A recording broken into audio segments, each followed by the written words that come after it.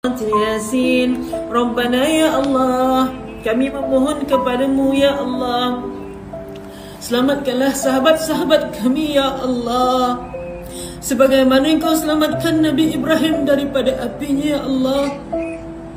Selamatkan sahabat kami ya Allah, sebagaimana Engkau selamatkan Nuh daripada banjir air yang besar ya Allah.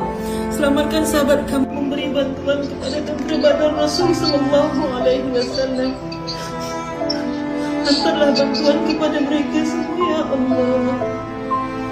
Ya Allah, Engkau selamatkan Nabi Yunus dari dalam perut ikan ya Allah.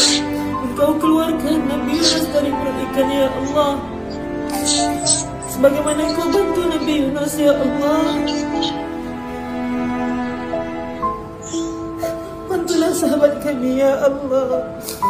Wahai Allah, kami sedang meminta dengan Tuhan yang mana itulah Tuhan yang diminta oleh Nabi Yunus ya Allah. Kami meminta dengan Tuhan yang sama.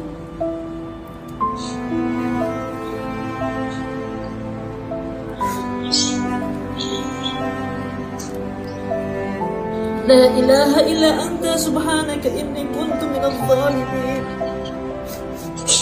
Wahai Allah, Nabi Yunus meminta kepadamu ya Allah, dan Kau selamatkan ya Allah. Dan kami sedang meminta dengan Tuhan yang sama ya Allah. Allahu Rabbul Alamin.